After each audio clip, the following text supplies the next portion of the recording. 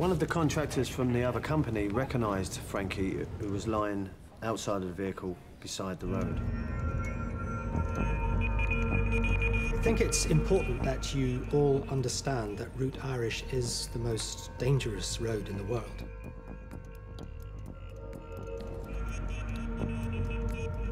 I wanted to do a film about Iraq ever since the whole illegal adventure began, and didn't know quite what the way in would be. And then a few years ago the army soldiers began to be withdrawn, and the private contractors became more and more prominent. And it seemed to us like a lot of people that this was very dangerous, particularly dangerous for a democracy, that the idea that we now use mercenaries to carry out military activity seems to us very, very wrong. But obviously it was a complicated subject, and Paul started doing some research, and then he wrote the two characters of Frankie and Fergus, the two contractors who were ex-soldiers, who are lifelong friends. One is dead at the beginning of the film, and then you have to find out how he died. But it was the realization that this development was happening, and really nobody knew it was happening. That seemed to us significant. We found out that they were doing things with impunity and without responsibility, and that is obviously wrong. I mean, that obviously goes against any sense of justice or morality or law. We found out that they had committed human rights abuses in disregard for life, in some who were implicated in the ill treatment in Abu Ghraib. We found out very significantly that if you privatise war, you hide it, because there's no political pressure, no pressure on politicians to pull out the military, because the military aren't doing the job anymore. So it's a way of hiding it. When soldiers die tragically, they come home with a flag over the coffin and it's on the news. When contractors die, they come home anonymously, nobody knows.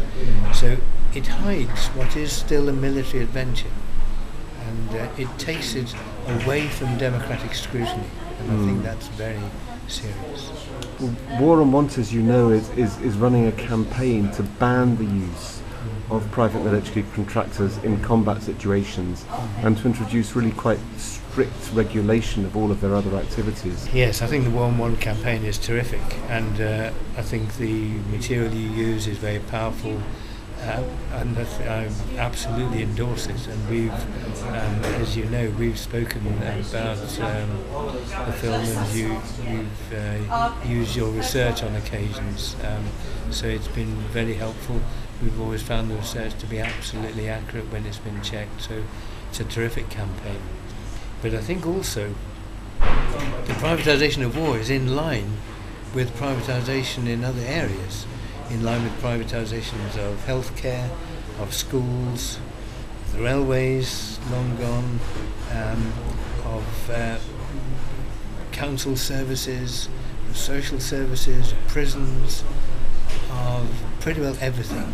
And I think it would be very good if the privatisation of war, or the campaign against the privatisation of war, linked up with the campaign against the privatisation of other parts of our life,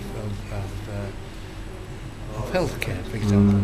Because with this drive to put everything in the hands of big corporations, I think we're coarsening and cheapening our lives. It's no longer how can we work together, how can we be good Democrats, how can we work as a team. It's how can we be individuals, how can we do deals, how can every aspect of our life, from the moment we're born in hospital to when we die, to when we're at school, to our everything, is cheapened by this insistence that we should be in a market doing a deal. And I think it's horrible. It's particularly horrible in war. So we must oppose the privatisation of war and the dominance of of these private security companies who are making fortunes.